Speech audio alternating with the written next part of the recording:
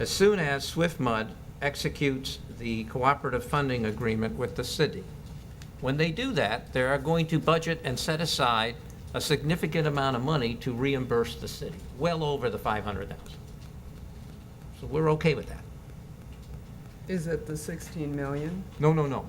They budget each year a certain allocation. We can't spend 16 million in 1 Okay. year. We All can't do right. it. If we could, that's what they would allocate. Right, okay. The $4 million we're going to get reimbursed from the state, we will reimburse the authority when and if we get those payments from the state. So if the state pays us $1 million, we turn around and give the authority $1 million. Only until we get that payment in do we then reimburse the authority. Up to $4 million. The final $1.5 million that goes to the authority will only be given to the authority when SwiftMud allocates the last budget allocation for our project, because they budget on an annual basis. So if that last allocation comes 3 years from now, again, we can't spend it all in 1 year. And whatever that amount is, as soon as SwiftMud budgets it and approves it, we're assured of getting it, we then provide the authority that last payment. That is the security we have built into this contract. And we would like your conceptual approval because we need to get the authority moving on this. And based on previous responses and a previous draft to this agreement, I believe that what our lobbyist and staff have put together meets both the authority's concerns in terms of having money up front to begin their design for the pipeline, and it also provides us, as Howard was saying, security for us, that we're not giving them money before we have any kind of reimbursement. I'm okay with that. I'm comfortable with it. Yes, Rachel? I think the other issue too is overage, which I think we should protect ourselves from that as well, because we don't have any control over what the project's gonna cost. So, you know, this deal is the deal. That's and right. I'm okay with that. We took out a previous reference or request from the Water Authority that the city pay anything over the $12 million. That's, forget it. That's all. We took that out. It's off the table. If the project from the Water Authority, after they bid it out, comes in over 12 million, then it's up to the Water Authority to figure out how to pay for it. Good with that. Now, if they want to back away from the project, they can always do that. That's their right. But I don't think the city should pay anything over that. I think we have consensus, definitely, that we're not going to pay any additional more money. I mean, here they are, we have worked very, very hard, and our staff and our lobbyists have worked very hard to negotiate with the state funding for the $4 million from the state, which is going to be going directly to that pipeline. And then we also agreed to give them another $2 million. They have no skin in the game at this point. So I think that this is, in terms of our moving forward, obviously, as Howard said, and he convinced me that giving away $2 million, or paying them $2 million, and we getting back $16 million is okay, and I'm okay with that. But we should not be paying any additional more money for the pipeline, No. Nope. Agreed. Nope. okay?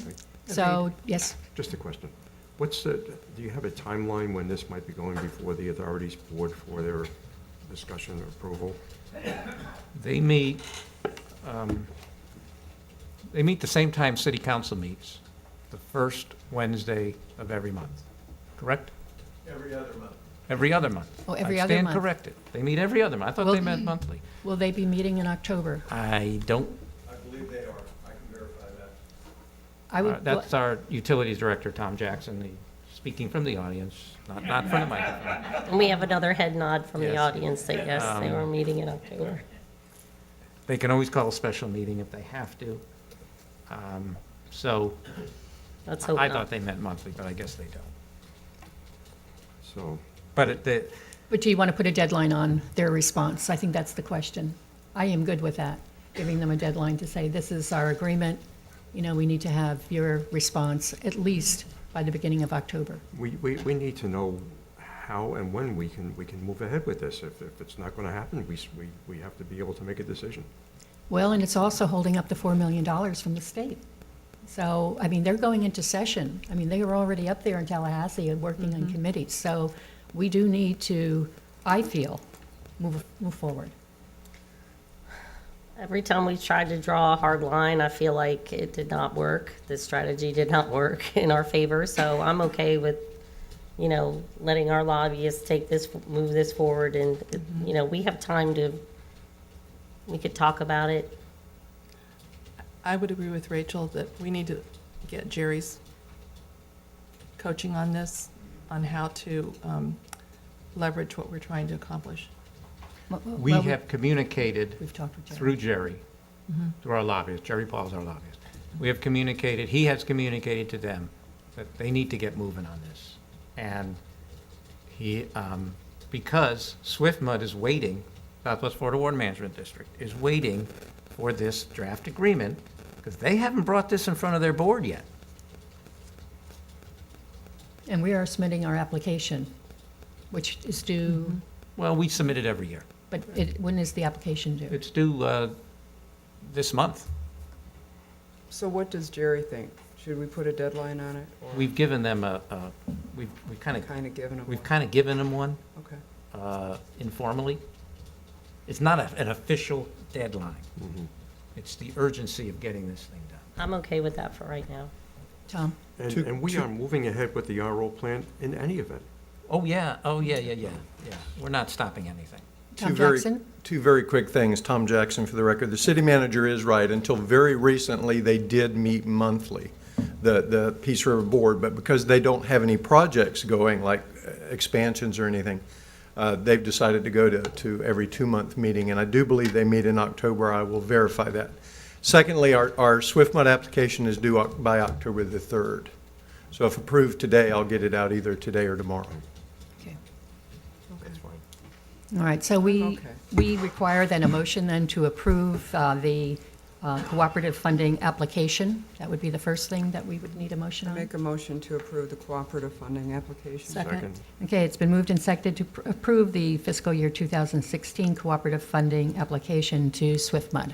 All in favor? Aye. Any opposed? Thank you.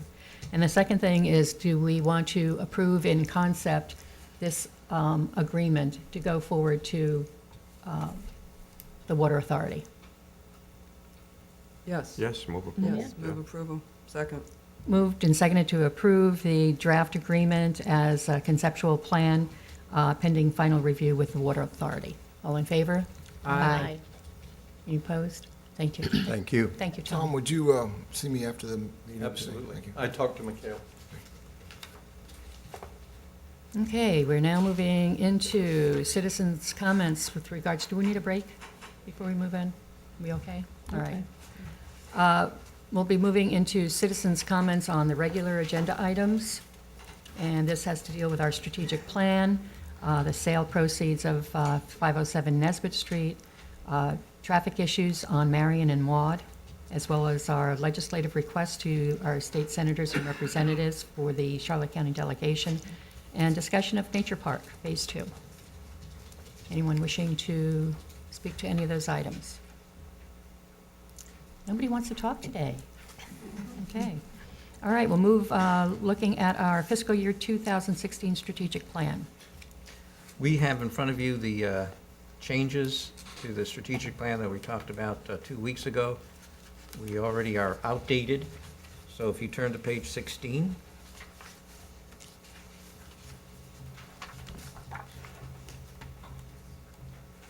It has been pointed out that we are instead of the third safest city, we're the second safest city of cities our size.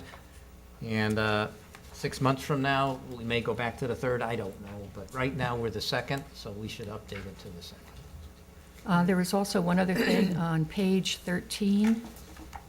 I know that we incorporated the ADA committee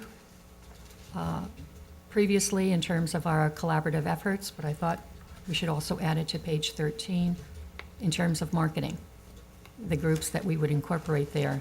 We have a whole list of different groups that we interact with as partners to promote marketing, and I thought we should also then incorporate there the ADA committee. Any problems with that? Nope. Tom? Just a clarification, I just want to make sure that in the strategic plan, we have noted that Peace River Wildlife Center will be incorporated into Ponds Park as part of the strategic plan Yes, in some manner, in some fashion. in Yes. some fashion, I yes. just wanted to confirm. Any other comments, changes? I believe we need approval then of our Move strategic. approval. Second? It's been moved and seconded to approve our fiscal year 2016 strategic plan. All in favor? Aye. Aye. None opposed. Sale proceeds on 507 Nesbit Street. The sale has gone through. The proceeds are right now in our damage recovery fund, storm fund reserves. We would like formal approval to place it there. It's about $117,000. And previously, we budgeted, we allocated, we didn't budget, we did. We allocated and placed $877,000 from the BP oil spill, so we're getting close to $1 million. When Fisherman's Village finishes their due diligence, and we get a check from them, we probably will have an agenda item to you somewhere in the January, February timeframe.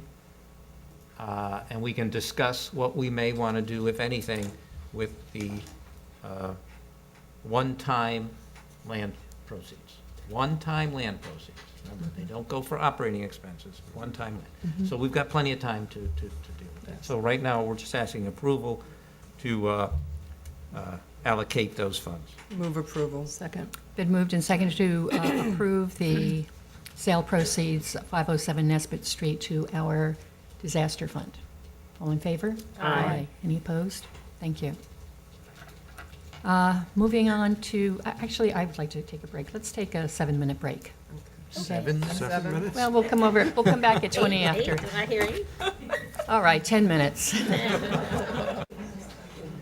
We have now unfinished business, and we'll be looking at traffic issues related to Marion and Maud Avenues. Good morning, Mark Gehring, Public Works. We had this matter before you a couple months ago. The issue there was we had high accident rate on Marion Avenue, folks turning left toward the Visual Arts Center, turning from the right lane, turning left and clobbering the car next to them. What we looked at were different ways to put signage or pavement markings to make the situation a little safer, and here's what we've come up with. We will be installing pavement marking arrows at the 3 intersections shown with the red dots. That's Maud, Shreve, and McGregor. As you're sitting on, say, Shreve Street, coming from the park, when you look to clear traffic on Marion Avenue, you will see the pavement arrows reminding you that that's a one-way street. That will, in addition to the no left turn, the do not enter, the one-way signs, everything else that we've got there, we'll have one more reminder for folks not to turn the wrong way onto the street. But it will also serve to help those motorists who are traveling down the street, mostly our visitors, that's who we find the high accident rate with, to remind them that they're traveling on a 2-lane, one-way street. That's what we think is the problem. They're forgetting that they're on a 2-lane, one-way street. They make a left, they see no cars coming at them, and that's where the accident is. So that's where we're proposing the arrows. What those arrows look like are just be white pavement marking, a big arrow showing that that lane is through and left, and the other lane is through and right. The next part of the project will be to change the small brown signs that we have denoting Fisherman's Village and the Visual Arts Center.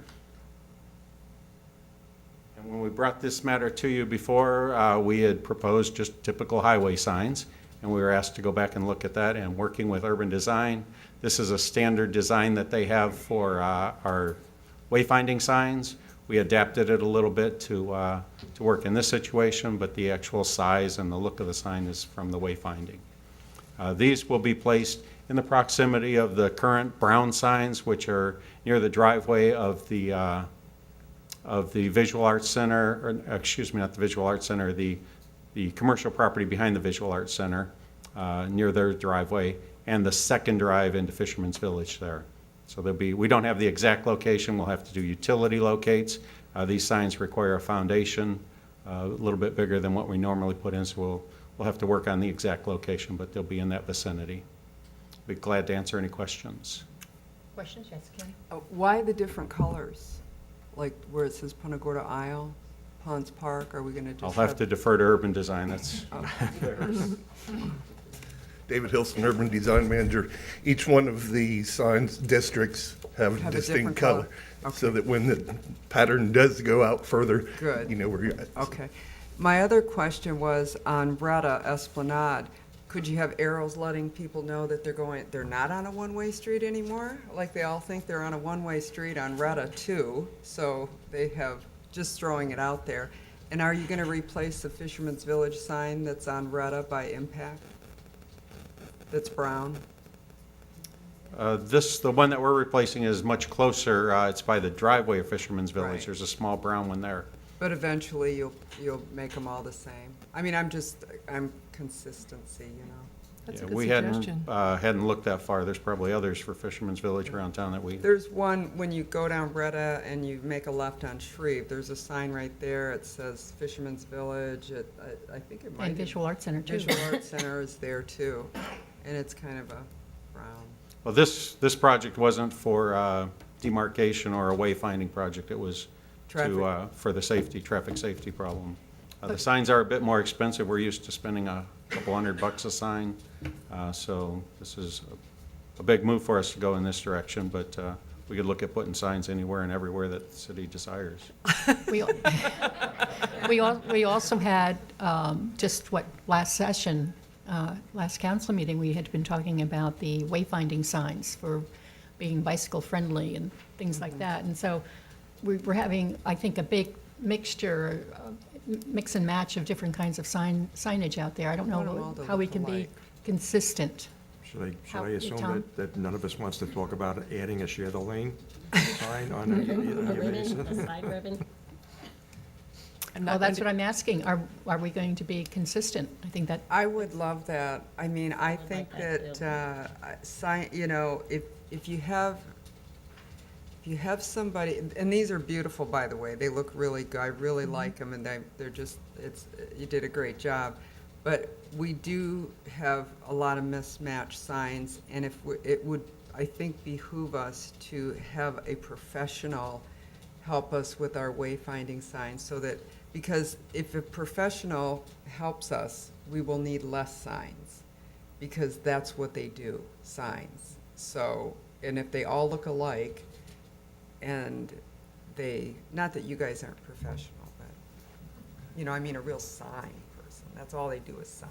They live and breathe signs, signage. other comments? I think it is a good point that they all should start matching.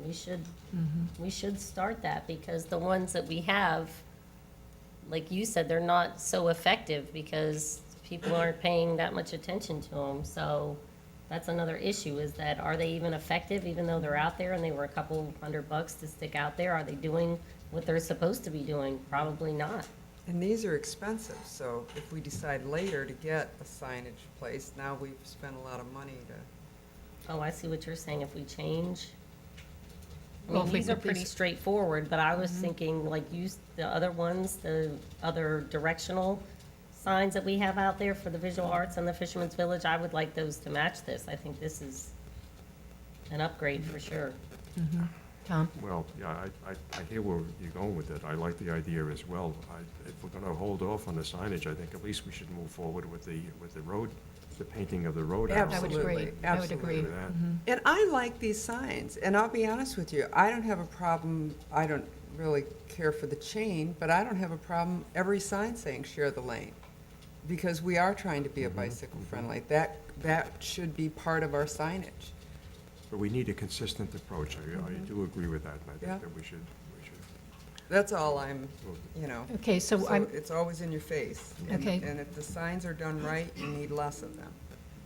so is there agreement that we go forward with the signage on the roads? Yes. The Yes. arrows? And I think Kim has a good suggestion too on Retta Esplanade. I know I turned because thinking again, it's a one-way, and all of a sudden I'm seeing a car and I go, oh.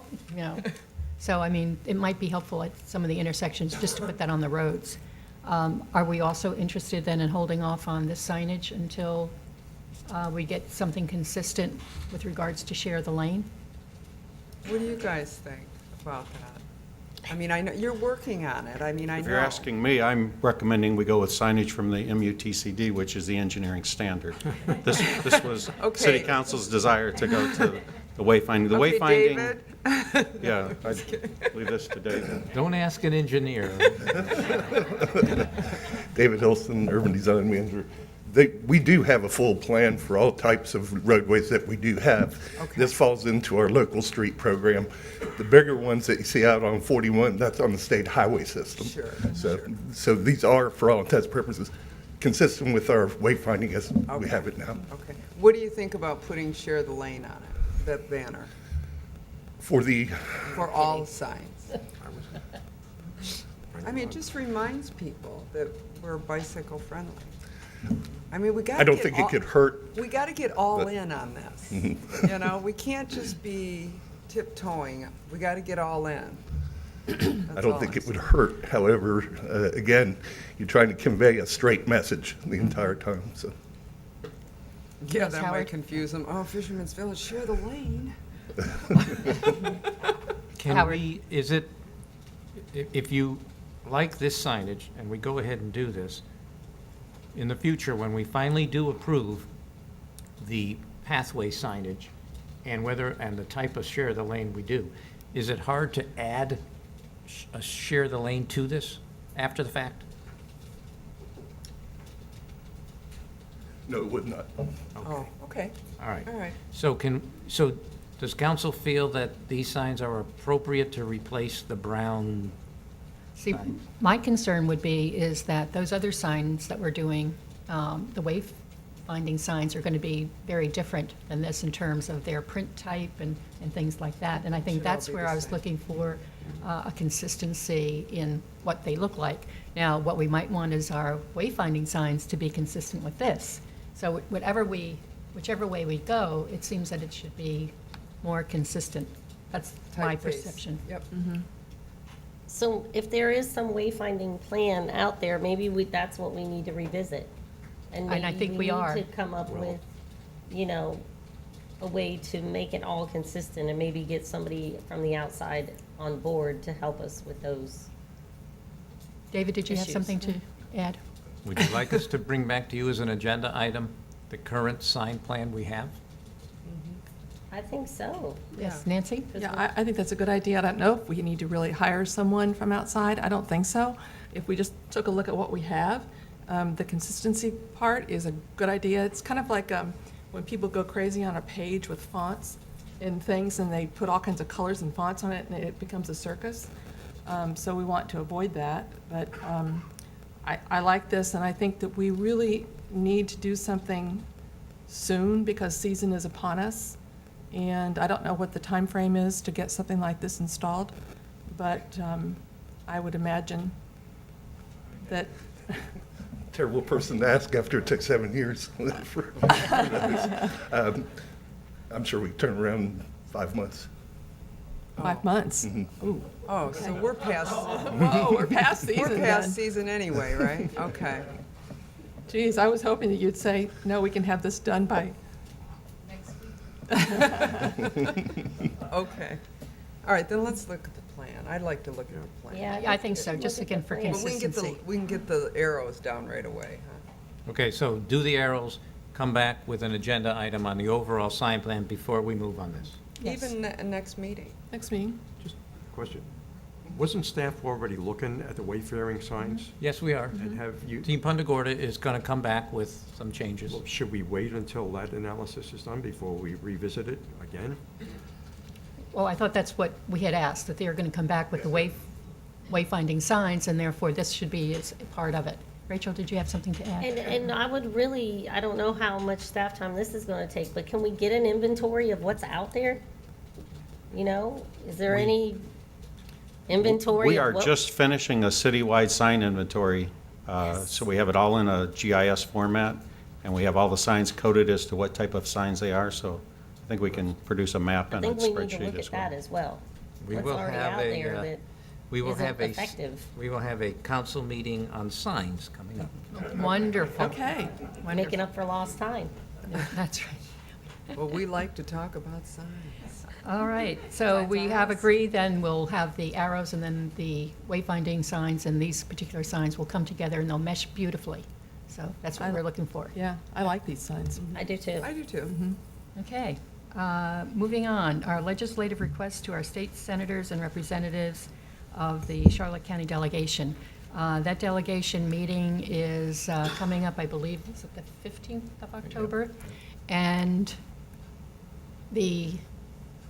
our proposal needs to be in like the week before Ninth. and the 9th, October 9th. So we do need to move forward in terms of what is it that we feel that we want to put on our agenda for our legislative delegation. And the three items that had been brought up, one of them was related to perhaps additional funding for our RO plant. The second item was vacation rentals. We had talked about that, and I'd like to talk a little bit more about that as well. And then the oversight on our watershed. And that's, again, a policy issue. So both in terms of funding for RO, but two policy issues related to the vacation rentals and oversight on our watershed. Are we okay with those? Do we want to add more? Yes. I guess I really want to know if we should move forward with asking for another appropriation. I'm on the fence about that one. Do you want me to go into the email that I sent yesterday? That would be fine, because the league is also looking Right, at. so at the annual conference, Florida League of Cities, the president's initiative is a regional compact initiative. And what that entails is multiple jurisdictional, whoever, cities, counties, pulling together to support or lobby or come together on one issue. And as I told you at the last month, I think, that I was going to attend the Minnesota League meeting, and I did that, and it was very interesting because their league is run very differently from Southwest Florida League. They sit at a dais, it's very businesslike, it's, you know, it's a business meeting. And whereas in Southwest Florida League, it's a lunch meeting, it's a round table, so just the whole feel of it is totally different. And Minnesota did discuss the Regional Compact Initiative, and one of the hot topic issues for them was vacation rentals. So we have our Southwest Florida League meeting tomorrow, and we will be discussing the Regional Compact issue there too. And I'm not sure if that's one that would bubble up to the surface there as well, but I think Minnesota would probably, they're looking to do something on that end. And I did send you all the final copy of the action agenda, and vacation rentals is on the action agenda as well. So I think it will be a hot topic this year. And what Minnesota, some of the members of Minnesota were saying, even the inland counties, even Northport, we're all being affected now, not just the beaches and the places that have had Right. the issues for years because of Airbnb and VRBO and, you know, all of these other online opportunities for people to rent their houses. It's pervasive now. It's affecting everyone. So it is a hot topic. And of course, we are preempted right now from really establishing any ordinance on duration and one Use. other. Yes. And use. So if we want to put it on there, I'm to let them know that I'm okay with it. I think that to have, again, I don't know how far they're going to be able to go in terms of the lobbying efforts to allow our city and municipalities to actually create ordinances that affect those people that are renting out their properties here. I've gotten several emails from people on Parisian Drive, in which they say, they're two houses that have investor-owned houses, and they turn over constantly with new people coming in, some with vicious dogs. They don't pick up after their dogs. I mean, there's a number of issues there. One of the things, and I don't know how far, because there's such a big lobbying effort from the hotels and restaurant area, And the realtors. as and the well. realtors, obviously. And we don't want to wipe out the opportunity for people to rent out their places, because that does bring more people into our community. What I'm going to be sitting down with Karen as well as Laura Steiner for tourism is to perhaps take a look at what we can do, maybe with a local tax, occupational tax, in which we would then know, at least know who is doing it.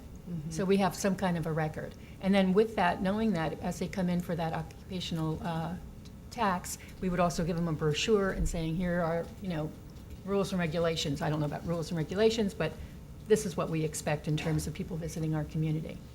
Rachel? Well, one of the rules is that they have to pay the hotel tax. That's right. Right. So that's another way that we can approach it. If they're not going to change the legislation, at least give us some avenue to go try to collect. If it's out there being advertised on the internet, I mean, they should be remitting something, not a zero. Maybe there's no real way to police the frequency, but they at least need to be remitting some kind of bed tax back, because it says clearly on those websites that they are collecting it.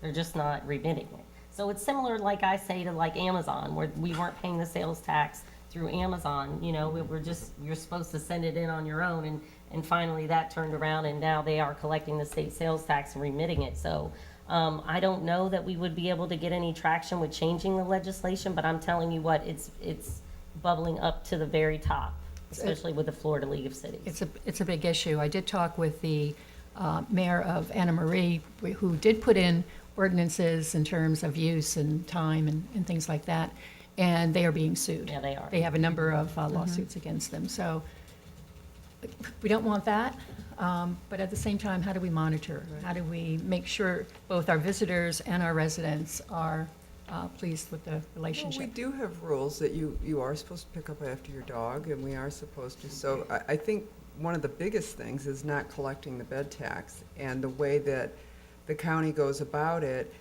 which there's no other way really, is just the honor system for people to say, hey, I have a rental property out there.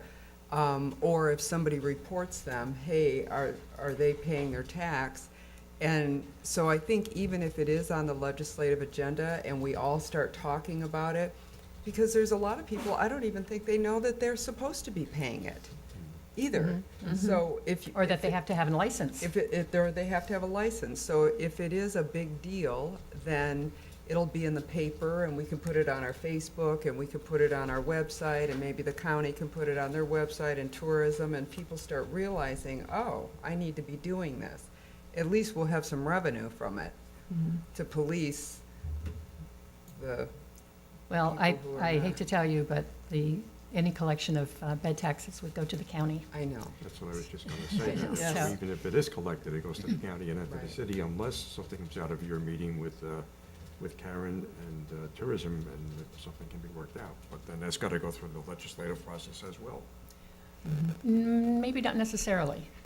I think we have the option, and that's one of the things that we'll be Okay, looking at. okay. Nancy, did you have something? Well, yeah, I think that a number of these residents look at this as being an entrepreneurial kind of thing to do.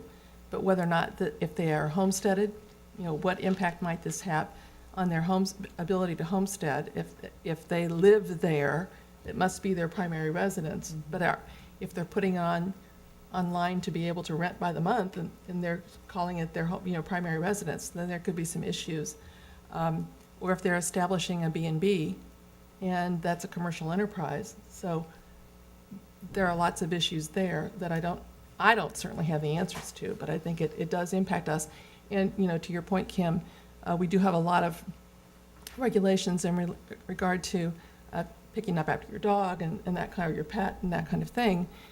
But these people that are coming in temporarily, they don't know our regulations. And we can say it's incumbent upon the person who's renting the property to let people know, but whether or not they do, and it's a vicious circle. Carol? So. Yes. I definitely like the idea of having them register with the city because they are doing business in our city. And we can verify that because you can see the addresses right online. Yep. So there's no real dispute of whether or not they're doing it because it's out there. So I Right. think in that way, if we can make that work, which I thought there was some issues that we may, it was private information or something like that.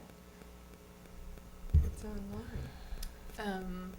It's there's an agreement between, I believe it's the Visitors Bureau that it has a confidentiality clause in it, which prevents us from getting the information from them. From the Tourism That's Bureau. not to say that we can't do the legwork on our own and identify them through these websites, realizing that that's labor intensive to do that. Very In labor fact, they intensive. struggle with that. The county struggles with that and all the enforcement that goes along with it. But we can, I believe, request them, if we identify them, have them apply for a business tax receipt. We are not prohibited from doing that. In fact, the statutes, there is in chapter, is it 509?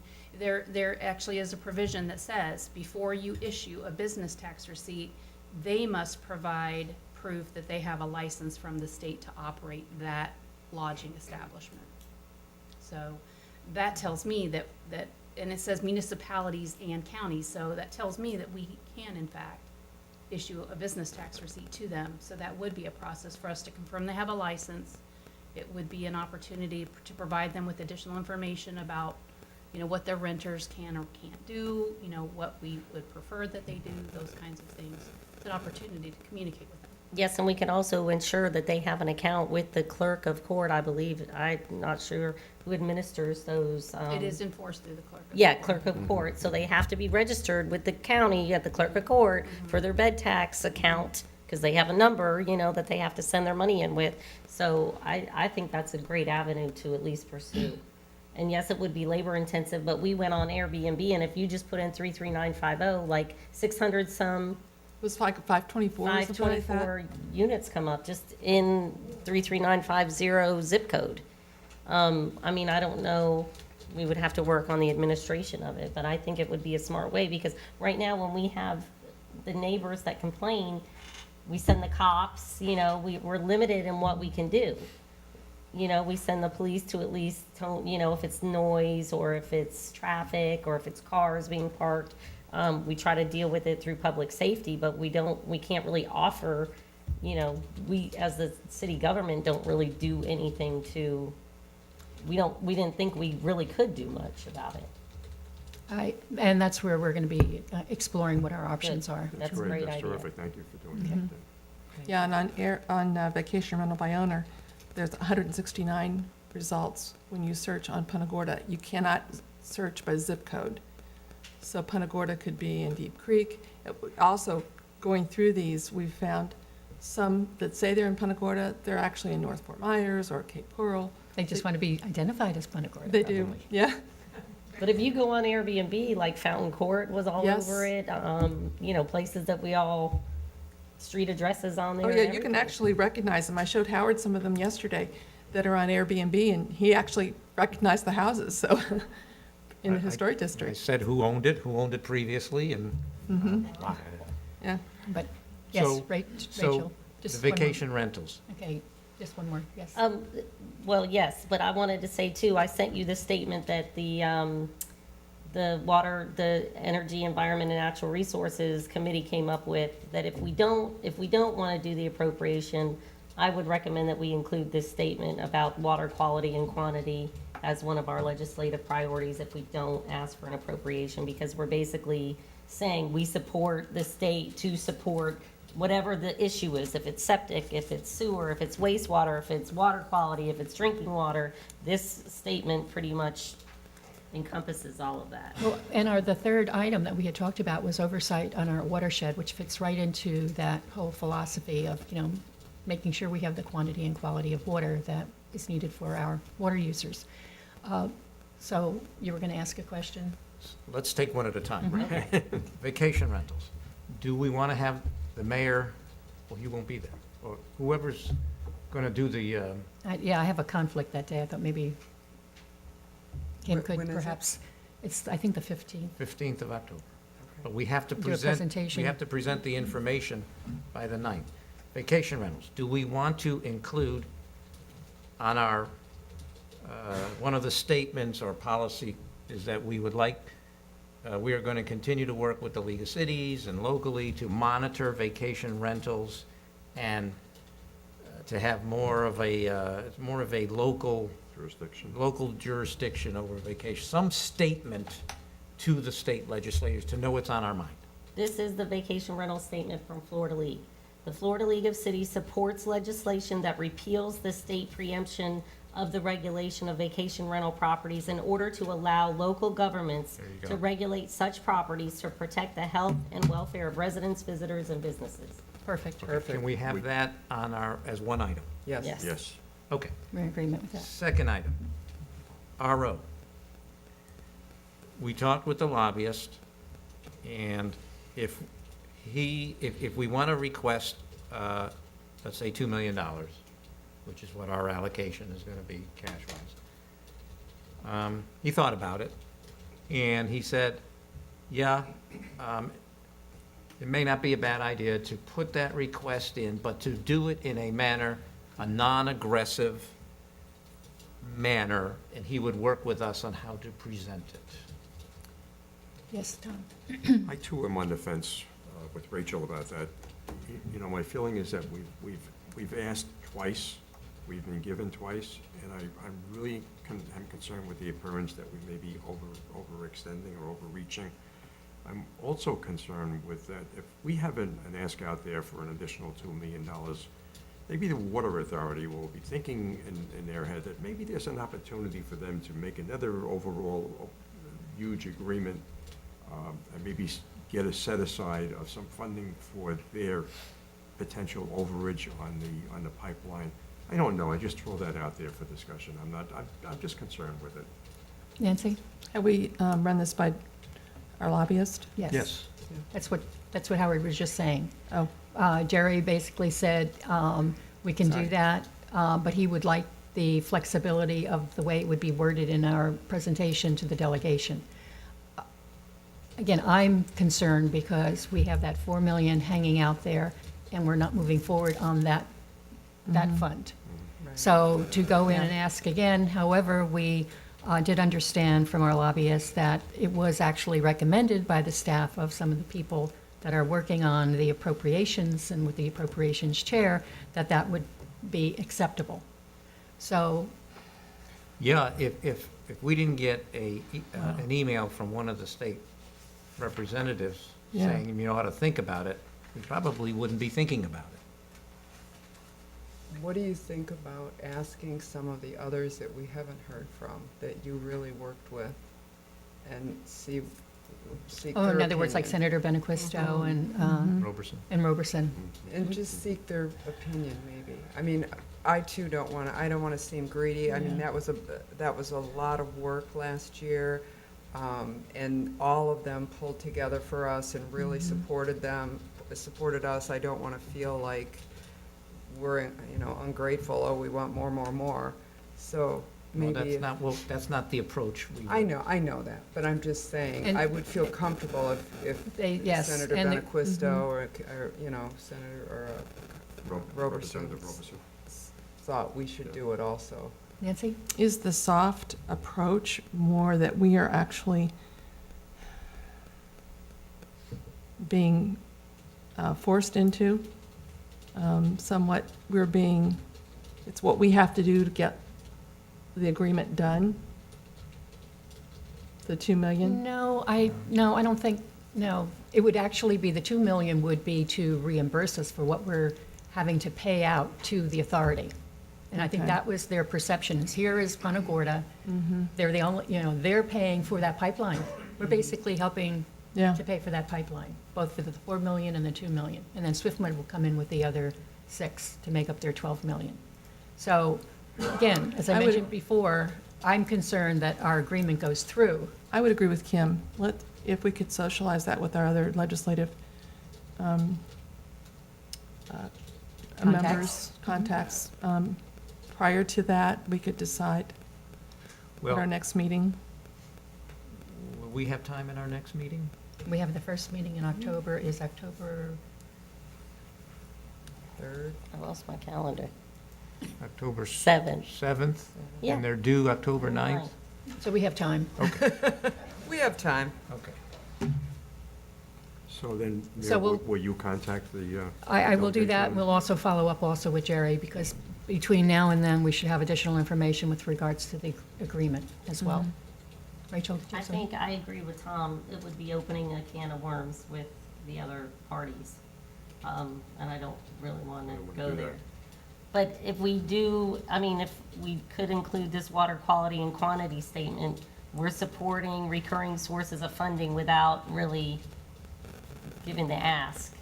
And we can maybe do that, like Howard's saying, like through Jerry, and that could also go with the oversight of our watershed without, I don't know how he thinks that we could.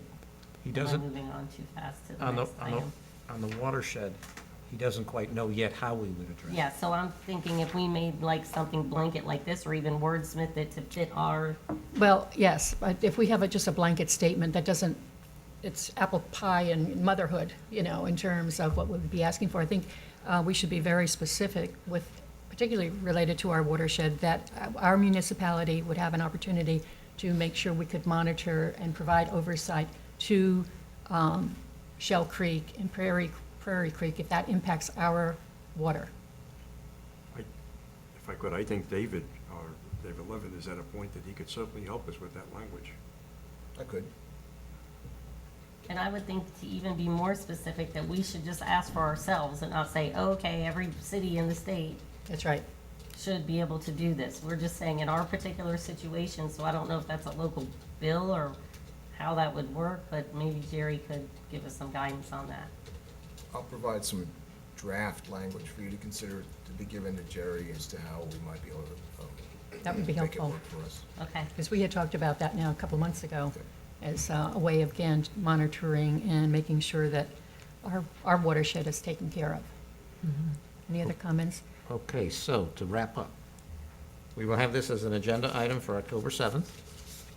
We know we're doing vacation rentals per the League of Cities.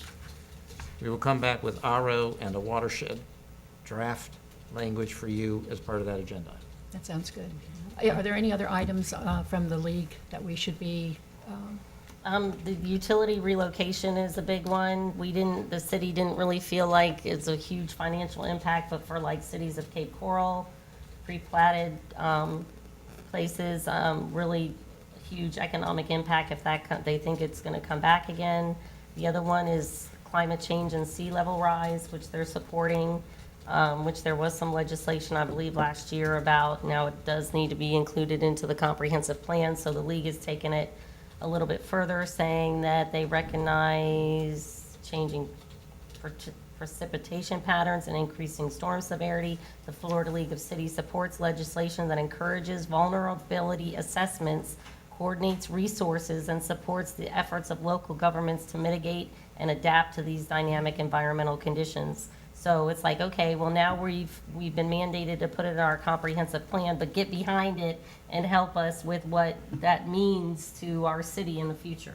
So that's another one that, I think perhaps what we could do as a council, say we support the League of Cities agenda, and Jerry will know that then, and he and his team would also then help be able to support those initiatives. and when that regional compact, when after tomorrow, we should know more, but I think actually Kristen Jacobs, she's a legislator from Broward County, and she's from Coconut Creek, actually. She was a Broward County commissioner, and she spearheaded the one that you went to, the climate compact. So she is gonna be working with the Florida League to work with the local leagues to come up with whatever our regional compact is going to be. So I'll keep you informed of what that topic, it'll be one topic. So I'll keep you informed of what that's gonna look like. Hopefully it comes together. Sounds good. Sounds good. Thank you. Thank you. Are we good then? Is there any other issues that are on, that we want to bring on the table? Okay. Thank you. Thank you. All right, our next item is our discussion of Nature Park, Phase 2.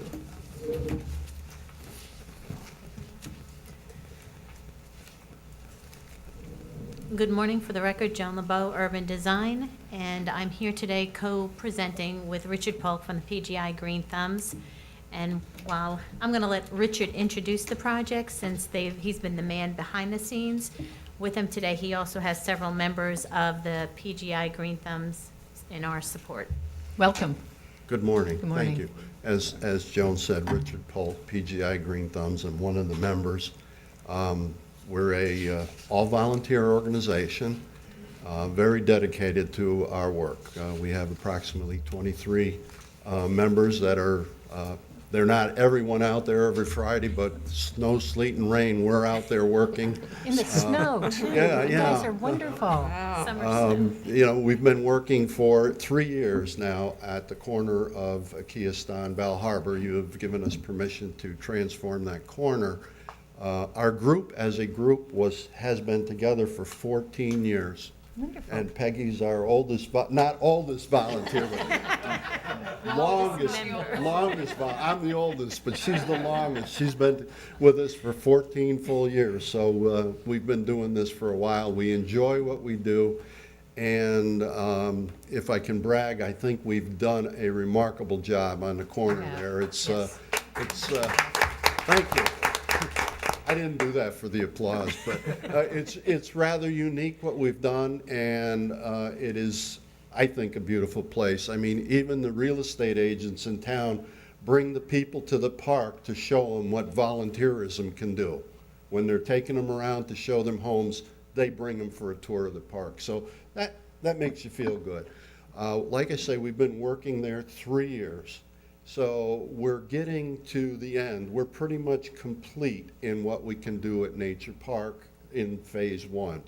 As you know, there's major mess right now because we're getting ready for the public furniture, the benches and that, to allow the public to use the park. That'll be coming in shortly.